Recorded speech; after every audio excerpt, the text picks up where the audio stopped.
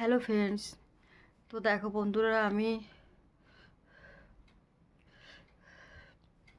আমার গা হাত পা কাঁপছে। দেখো, তোমরা দেখো, এরকম দেখো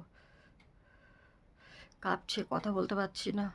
আর তোমরা আমাকে বলেছো কথা বলতে, না ঠিকই, কিন্তু কি বলো তো বন্ধুরা, কথা না বলে তো চুপ করেও থাকতে পারছি না।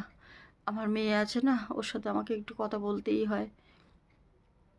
আর আমাকে একজন বোন বলেছে যে আমার মামস ফুলেছে। না গো বোন, মামস ফোলেনি। মামস ফুললে তো ভালোই হতো, ডাক্তার দেখাতাম, ঠিক হয়ে যেত। তোমাদেরকে তো আমি গালের ভিতরটা দেখাতে পারছি না, হা করে আমি। তোমরা যদি এসে আমার গালের ভিতরটা দেখতে পেতে তাহলে বুঝতে পারতে যে আমার কি হয়েছে। আমি ডাক্তারের কাছে যখন গেছিলাম অনেক দিন আগে, মানে প্রায় অনেক দিন আগে গিয়েছি, এই 3 মাস আগে যে ডাক্তার দেখিয়েছি ওই ডাক্তারের কাছেই গেছিলাম। উনি আমার যখন হা করে দেখলো, আমার গালের ভিতরে এত ছোট, ওনার একটা মেশিন দিল, মেশিনটাও ঢুকছিল না, হালকা করে দিয়ে বলছে তোমার গালের ভিতরে এত ছোট, অপারেশন যে করব এটাও করতে আমাদের অনেক অসুবিধা। তারপরেও বলছে তোমার এটা অপারেশন করা যাবে না, এমন জায়গায় হয়েছে। আর এটা মামসও না, টনসিলও না। আমরা আমি প্রথমে ভেবেছিলাম টনসিলে হয়েছে, ঠান্ডাটা না লাগালে ঠিক হয়ে যাবে, কিন্তু না গো, টনসিল হয়নি, মামসও ফোলেনি। ভিতরে এরকম বড় বড় ঠিক দুটো, পুরো আলজিপটা আমাদের যেখানে থাকে ভিতরে, ওইটা পুরো জয়েন্ট হয়ে গেছে, এতটা দুই পাশে দুটো ফুলে এইরকম, এইটুকু, ঠিক এইটুকু, একটুখানি ফাঁকা, এরকম পুরো জয়েন্ট হয়ে গেছিলো, এইটুকু ফাঁকাও ছিল না। তারপরে যখন ওই ডাক্তার ওষুধ দিয়েছিল খেয়ে এইটুকু ফাঁকা হয়েছিল, ওইটুকুই রয়েছে। আর এখন আরও আস্তে আস্তে যেন ওটা ফুলে যাচ্ছে, আর ফুলে গিয়ে না ওই জায়গাটা পুরো আটকে যাচ্ছে। এবার আটকে গেলে আমি যে কিছু খাবো, খাবারটা তো আমাদের গলা দিয়ে যায়, ওই জায়গাটা পুরো বন্ধ হয়ে গেছে, তো আমি কিছু গিলতে পারছি না। বুঝতে পেরেছে, জল খেতে গেলেও আমার এইখানে যন্ত্রণাতে এই যে এই জায়গা দুটো জয়েন্ট হয়ে গেছে, এখন ওই যন্ত্রণাতে এই অবস্থা হয়েছে। কাঁদতে তো আমি চাই না, কিন্তু কি করব, আমার যে কষ্টটা হচ্ছে না বন্ধুরা, আমি কষ্টটাতে বুঝতে পারছি। আর তার মধ্যে জ্বর আসছে বারবার থেকে থেকে, জ্বরটাও কমছে না। আর মেয়ে মেয়ে তো ছোট, ও কি করবে, কতটুকু করবে, বাচ্চা মানুষ। আর এখন আস্তে আস্তে আমার গলার ভয়েসটাও পাল্টে যাচ্ছে।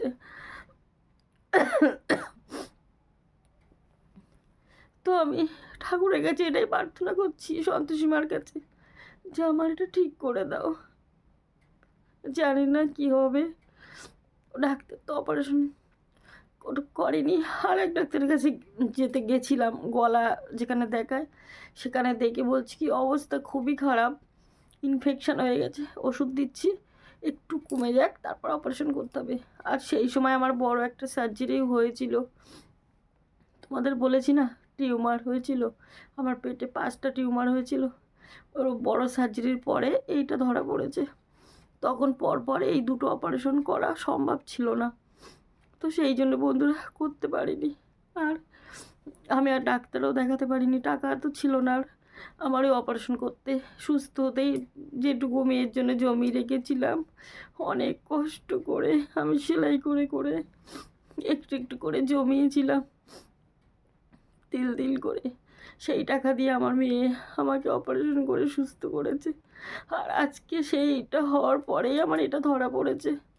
ভগবান কি আমার উপরে এতটাই রেগে আছে, আমি এটাই বলি। আমি কি করেছি আমি জানি না, কিন্তু আমার যেটুকু বিশ্বাস, আমার জ্ঞান হওয়ার পর থেকে বন্ধুরা, আমার এমন কিছু করিনি যে মানুষে বলে না পাপ করেছে, এমন কিছু করিনি আমি। আজকে আমার যে কষ্টটা হচ্ছে সেটা আমি বুঝতে পারছি, কিন্তু জানি না, হয়তো ভগবান আমার জন্য কিছু ভালো কিছু রেখেছে, তার জন্য আমার এরকম অবস্থা হচ্ছে। এই ভেবেই তো আমি কাজ করে গেছি, আর সমানে মেয়ের এই পড়ার জন্যে আজকে এটা কালকে ওটা লাগে, টিচারদের ফিস দিতে হয়, জানো তো, একটা নিটের প্রিপারেশন যারা নেয় তাদের কত খরচা, তারপরে ভালো টিচার দিতে হয়। আমি তো সেই সবও পারিনি দিতে বন্ধুরা মেয়েকে।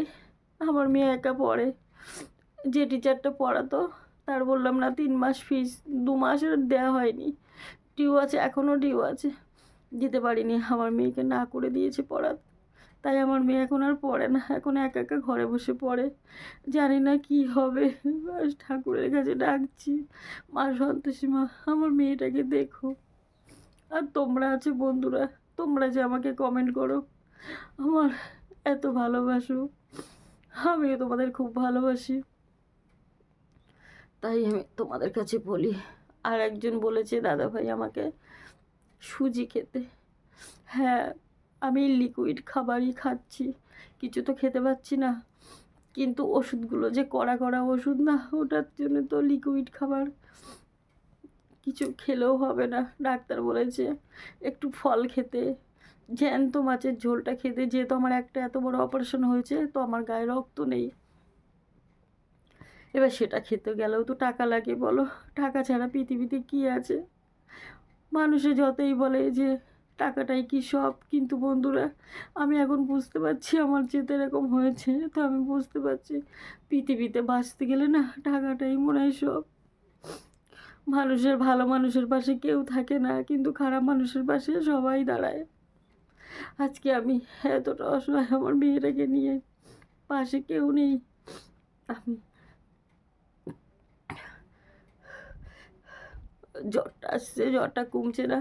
আর মেয়ে ভিডিও করবে, আমার তো স্ট্যান্ড নেই, মেয়ে ভিডিও করতে পারে না, এডিট করতে পারে না ঠিক করে।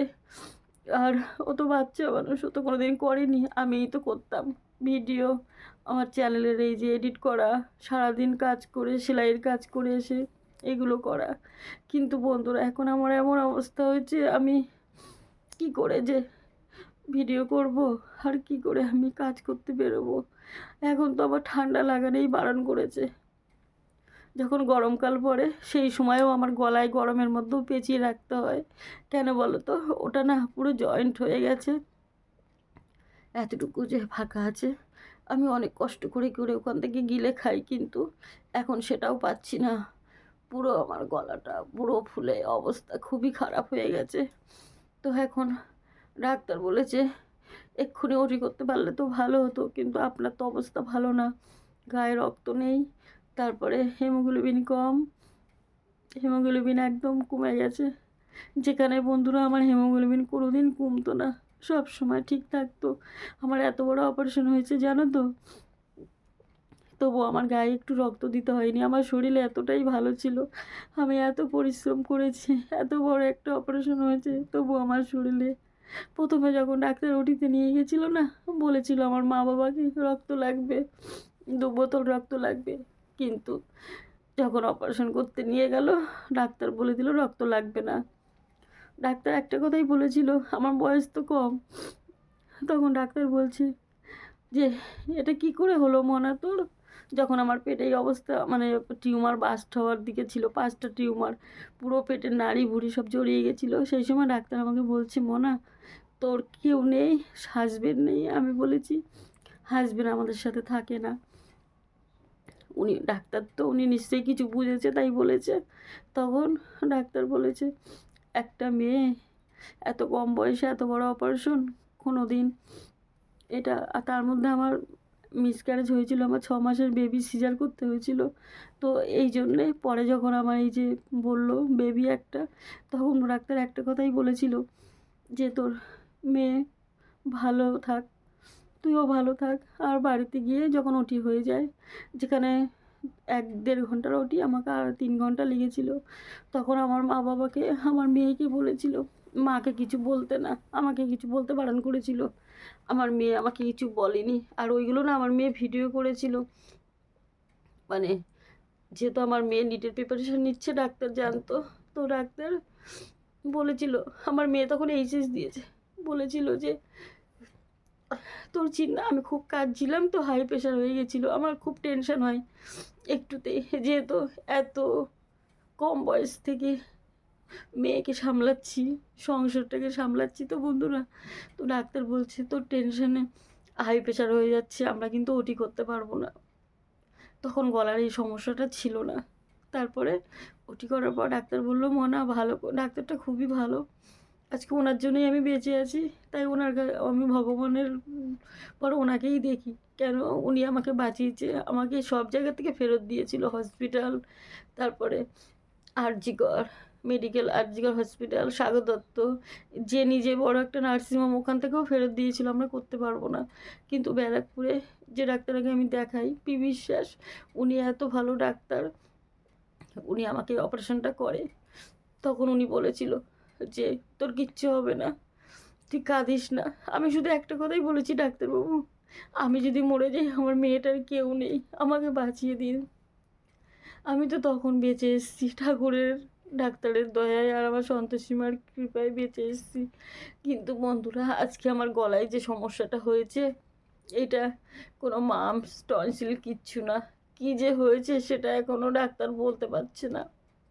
ডাক্তার শুধু বলেছে যেখানে গলা টলা দেখায় অন্য ডাক্তার দেখাতে, কলকাতার বাইরে গিয়ে। কিন্তু আমি বাড়িতে আলু সিদ্ধ ভাতই খেতে পাই না, আর আমি কলকাতায় কী করে, কলকাতার বাইরে গিয়ে কী করে দেখাবো বলো? তো আমি আর দেখাইনি, ছেড়ে দিয়েছিলাম সেই সময়। কিন্তু ৩ মাস পরে আজকে এতটা বাড়াবাড়ি হয়েছে ওটাই, যে আমার গলার অবস্থা খুবই খারাপ। যেখানেই কাজ করতে যাব সেখানে তো আমাকে কথা বলতে হবে। কথা বলতে পারি না, আটকে যায়। তারপরে কষ্ট হয়, শ্বাসকষ্ট হয়।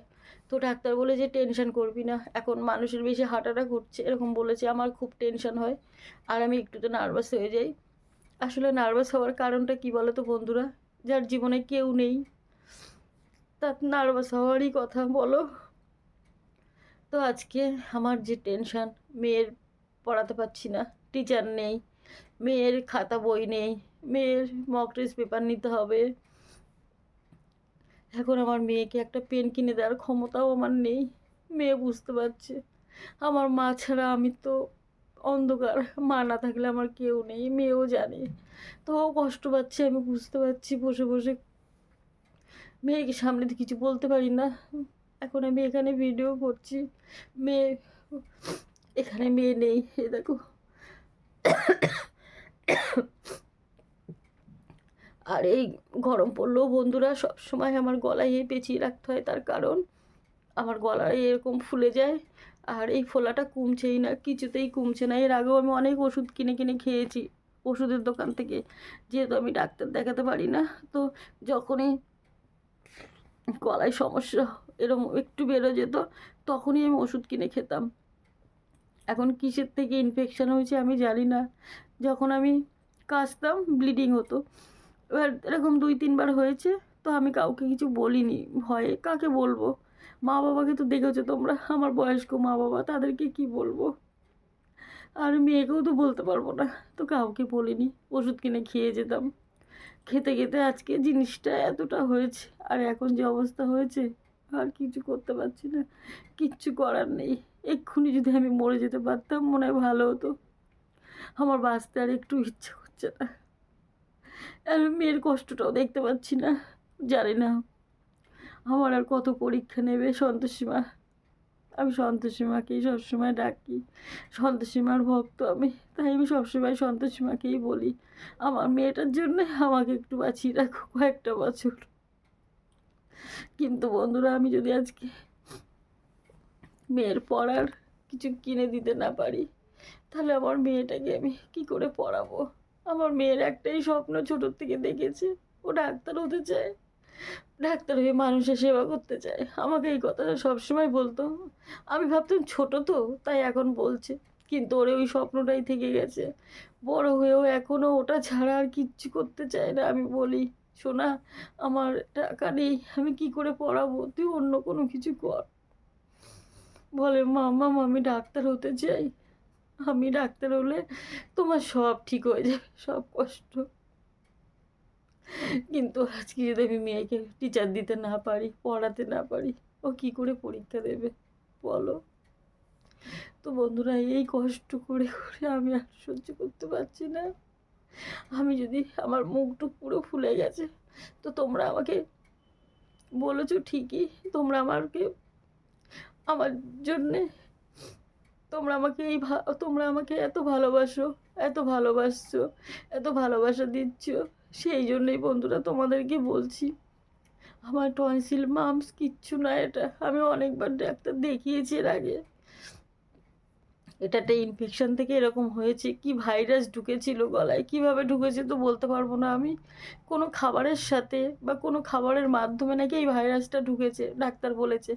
কিন্তু সেটার থেকেই আজকে এই অবস্থা হয়েছে। আর এটা যে এতটা হবে আমি বুঝতে পারিনি। তো এখন তো ডাক্তার দেখাতে পারছি না, তো বুঝতে পারছি না যে ওটা কী অবস্থায় আছে। আর ওষুধ কিনে কিনে খাচ্ছি। এখন আর ওষুধ নেই, ওষুধ কিনে খেতে পারছি না, টাকা নেই। আর এই ওষুধগুলো অনেক দাম।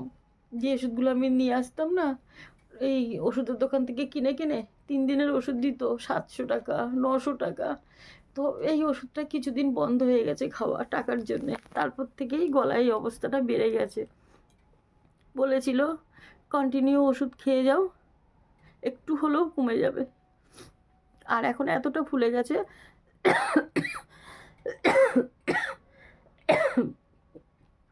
আর তোমার গলার ভিতরে যে জায়গাটা, হাঁটা এতটা ছোট যে আমরা একটা যে যন্ত্র ঢুকিয়ে যে অপারেশনটা করব সেটাও করতে পারবো না।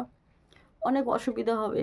এতে তোমার ব্লিডিং বেশি হবে, কষ্ট হতে পারে, অন্য কিছুও হতে পারে। এই ভয়ে বন্ধুরা আমি অপারেশনটা করিনি। আর টাকা ছিল না, তো চিকিৎসাও করতে পারিনি।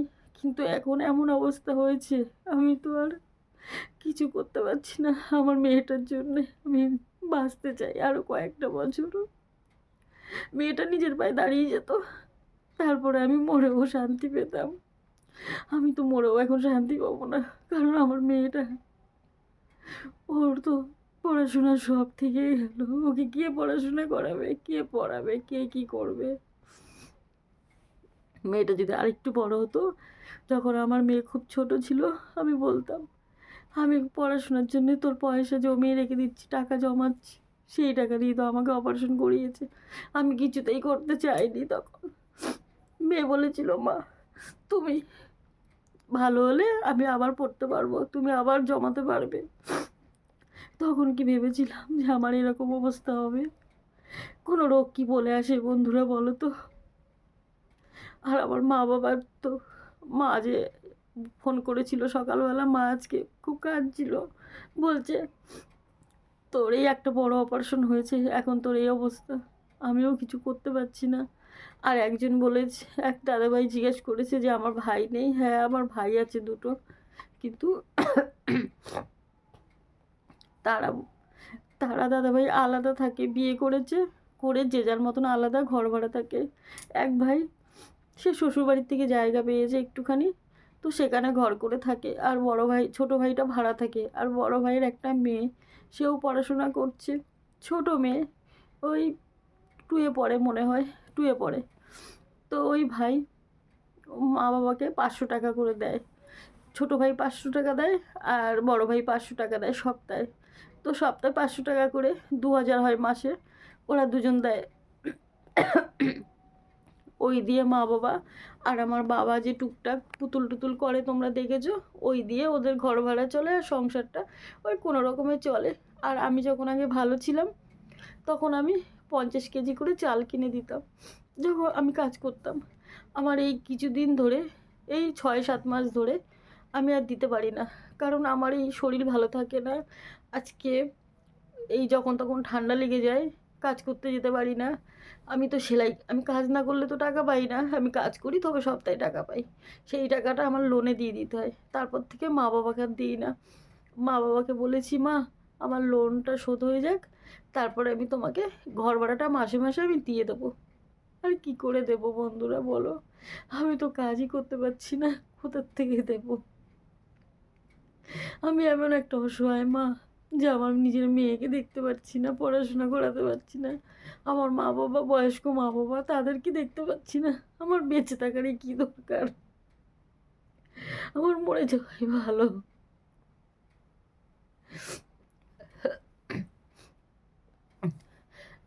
তোমরা আমার ভালো চাও দেখেই বলো যে বোন কেঁদো না, দিদিভাই কেঁদো না, ঠিকই বলো, কিন্তু কি করব। তোমাদেরকে আমি এতটা নিজের ভাবি যে তোমাদের সামনে কথা বলতে আসলে আমার আরও কষ্ট হয় বেশি করে। জানো তো, যারা নিজের, তাদের, তোমরা আমার নিজের ফ্যামিলি, আমার নিজের বলতে তো তোমরা আছো, আর কেউ নেই। তো এই কষ্টটা হয়। তোমরা যখন কমেন্ট করো না, তোমাদের কমেন্ট করি আর আমি ভাবি তোমরা আমাকে কত ভালোবাসো। কিন্তু বন্ধুরা, আমি আরও কিছুদিন বাঁচতে চাই আমার মেয়েটার জন্যে। তোমরা সবাই একটু প্রার্থনা করো আমি যেন সুস্থ হয়ে যাই, আর আমাকে একটু সাপোর্ট করো যাতে আমার চ্যানেলটা একটু দাঁড়ায়।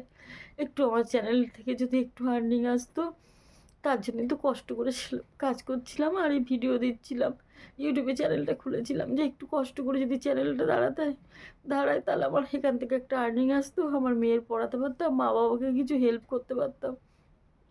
আমি তো বিছনায় পড়ে গেছি। এখন সপ্তাহে ২,০০০ টাকা লোন আমি কোথার থেকে চালাবো? মাসে এতগুলো লোন আমি কোথার থেকে চালাবো? লোনের লোক তো আর ছেড়ে দেবে না। পাওনাদাররা কি ছেড়ে দেবে? পাওনাদাররা বাড়িতে এসে দেখছে আমি বিছনায় পড়ে আছি, তবুও তারা বলে যায় টাকা দাও, টাকা দিতেই হবে। লোন নিয়েছিলে মনে ছিল না? তারা তো তারা কিন্তু দেখবে না। যারা লোন টোন এইসব নাও, ওই যে পাড়ায় যে সংস্থাগুলো আছে, বন্ধন, তারপরে এসকেএস, উজ্জীবন, যারা লোন নাও তারা জানো। তো আমিও লোন নিয়েছিলাম আমার মেয়েটার জন্যে, কিন্তু আমার মেয়ের তো হয়েই যেত। গত বছর এই যে আর্জি করে ঝামেলা, এইসবের জন্যেই তো আমার মেয়ের খাতাগুলো সবার চাপা পড়ে গেল, আর এগুলো কিচ্ছু বেরোলো না। নাহলে আমার মেয়ে আগের বছরই চান্স পেয়ে গেছিলো বন্ধুরা। তাই আমার মেয়ে আমাকে এসে বললো, মা আমাকে আর একটা বছর কষ্ট করে পড়াও। তাই আমার মেয়েকে কষ্ট করে আমি লোন তুলে ভর্তি করেছিলাম বন্ধুরা। কিন্তু টিচাররা মাঝপথে ফিসের জন্য যে পড়াবে না, না করে দেবে, আমি তো বুঝতে পারিনি। এখন আমি কি করব? না মেয়েটাকে পড়াতে পারছি, না আমি নিজে ডাক্তার দেখাতে পারছি। এই লোনের জন্য আমি মরে যাচ্ছি টেনশানে। যার এত বড় টেনশান, পাওনাদাররা এসে ঝামেলা করে, তার মেয়ের একটু তিলে তিলে মেয়ের পড়া নষ্ট হচ্ছে, সেই মা আর কি করতে পারে বলতে পারো বলো তো তোমরা? সেই মার কষ্ট কে বুঝবে? আজকালকার দুনিয়াতে বন্ধুরা, ভালো মানুষের পাশে কেউ থাকে না। যারা অসহায় তাদের পাশে থাকে না, যাদের টাকা আছে তাদের পাশেই থাকে সবাই, জানো তো। আমার মেয়ে বলছে, মা তুমি কেঁদো না, তুমি কাঁদলে আমার কষ্ট হয়, তুমি সুস্থ হয়ে যাও। মেয়ে তো বলছে সুস্থ হয়ে যাও, কিন্তু আমি যে কী করে সুস্থ হবো সেটা আমি জানি। আমি তো সুস্থ হতে পারবো না, কারণ আমি ডাক্তার দেখাতে পারছি না, ওষুধ খেতে পারছি না। কী করে সুস্থ হবো বলো? যেটুকু ওষুধ খাই, এই টেনশন থেকেই বন্ধুরা সুগার হয়েছে, নাহলে আমার সুগার কোনো দিন ছিল না। ডাক্তার বলছে তো, মনা তোর এত কম বয়সে সুগার কী করে হলো, টেনশন কেন করিস? তো এখন একদম নর্মাল আমার সুগারটা, বলেছে মেনটেন করলে ঠিক হয়ে যাবে। তার জন্য তো আমি মেনটেন করছিলাম, কিন্তু হঠাৎ করে এরকম অবস্থা হবে বুঝতে পারিনি। আমার কাজ বন্ধ, কাজ করতে পারছি না, মেয়েটাকে আমি কি করে কি করব কিচ্ছু বুঝতে পারছি না বন্ধুরা। তোমরা একটু বলো আমি কি করতে পারি? তোমরা একটু আমাকে সাপোর্ট করো, একটু বলো। বন্ধুরা একটা করে লাইক করে দিও, একটু ভিডিওটা শেয়ার করো যাতে সবাই দেখে, এই অসহায় মার পাশে একটু দাঁড়ায়। আর আমি ইউটিউব কোম্পানিকে বলছি আমার ভিডিওটা একটু ভাইরাল করো, যাতে আমার মেয়ের পড়াতে পারি, আমি একটু চিকিৎসা করতে পারি। এই অসহায় মার কথা কেউ শুনবে না, আজকালকার দুনিয়ায় কেউ শুনে না গো। আমার অনেক কষ্ট হচ্ছে, তবু আমি কষ্ট করে তোমাদেরকে বলছি কথাগুলো। এত কথা বলাও বারণ, কিন্তু আমি যদি ভিডিও না দিই কী করে হবে? তাই আমি যেমনই থাকি, যে অবস্থাতেই থাকি, এই দেখো সারাক্ষণ আমার শুয়ে বসেই সময় কাটছে। আমি তো কিছু করতে পারছি না, দাঁড়ালে গা হাত পা কাঁপছে। আমাকে ডাক্তার বলেছে একটু দুধ খেতে, ফল খেতে, যাতে সুস্থ হতে পারি। গায়ে হিমোগ্লোবিন একদম নেই, হিমোগ্লোবিন একদম কমে গেছে, 5-এ চলে এসছে। যেখানে আমার 9, 10, 11 থাকতো, সেখানে আমার হিমোগ্লোবিন একদম 5-এর নিচে চলে এসছে। তো ডাক্তার বলছে হিমোগ্লোবিন না হলে তো কিচ্ছু করা যাবে না, হিমোগ্লোবিনটা তাড়াতাড়ি করে ঠিক করো, খাওয়া দাওয়া করো। ডাক্তার কি বোঝে? ডাক্তার কাছে গেলেই ভিজিট দাও 500 টাকা, তারপরে ওষুধ 3-4 হাজার টাকা লিখে দিল। সেটা কোথার থেকে আসবে বলো বন্ধুরা? যাই হোক বন্ধুরা, অনেক কথা বলেছি, ভিডিওগুলো বড় হয়ে যাচ্ছে, আমি তো কিছু করতে পারছি না এখন। একটা করে লাইক করে দিও, শেয়ার করো, সাবস্ক্রাইব করো। তোমরা ভালো থেকো, সুস্থ থেকো। আর এই দিদিভাইটা কারোর ঘরের মেয়ে, তোমাদের ঘরের মেয়ে হিসাবে নিজের ভেবে একটু আমাকে সাপোর্ট করো। আর একটা করে শেয়ার করো, সাবস্ক্রাইব করে দিও বন্ধুরা। ভালো থাকো, সুস্থ থাকো। Good night. এখন বাজে 11টা। মেয়ে ওই ঘরে পড়ছে। আমি ভাবলাম এখানে একটু ভিডিও করে নিই। কাজের ভিডিও তো দেখাতে পারছি না, আমি সুস্থ না হলে কি করে করবো।